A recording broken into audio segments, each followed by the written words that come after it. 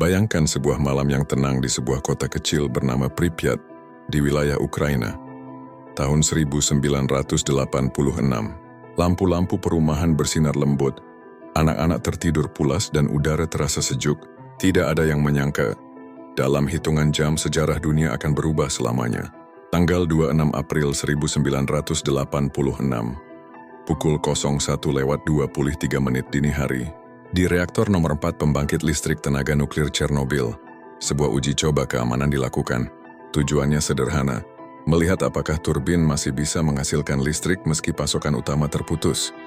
Namun serangkaian keputusan keliru dan prosedur yang diabaikan membuat uji coba itu berubah menjadi bencana. Suhu di dalam reaktor naik di luar kendali, air pendingin berkurang, tekanan meningkat.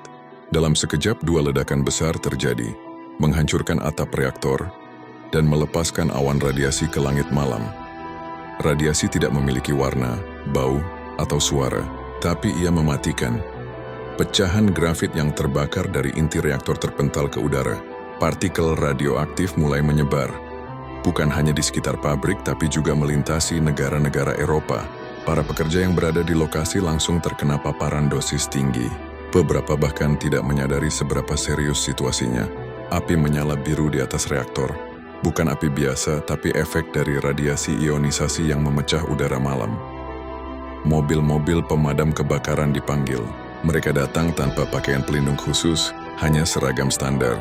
Banyak dari mereka berdiri hanya beberapa meter dari sumber radiasi, tanpa tahu bahwa setiap detik berarti bahaya besar bagi tubuh mereka.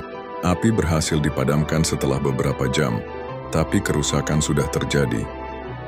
Pihak berwenang awalnya menunda pengumuman evakuasi.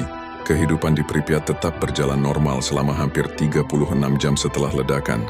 Anak-anak berangkat sekolah, orang dewasa bekerja, bahkan ada yang memancing di sungai dekat pabrik.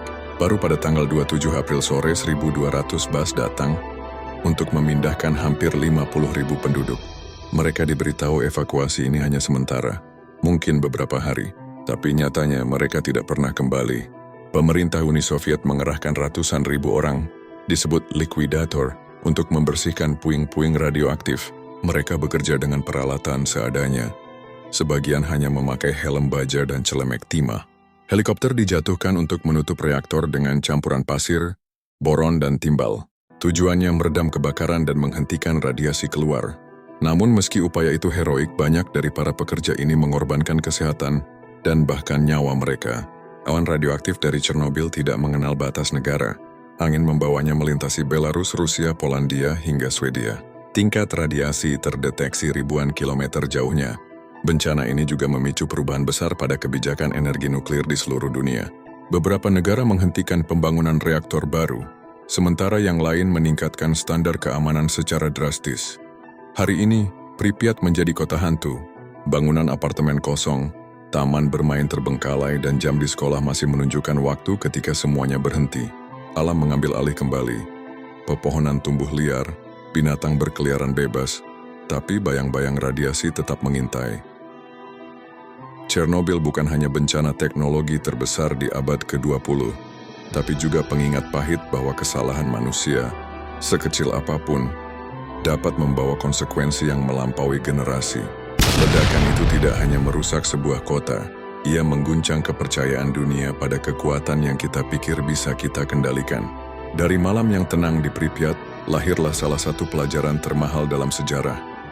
Kekuatan besar selalu datang bersama tanggung jawab yang tak bisa diabaikan.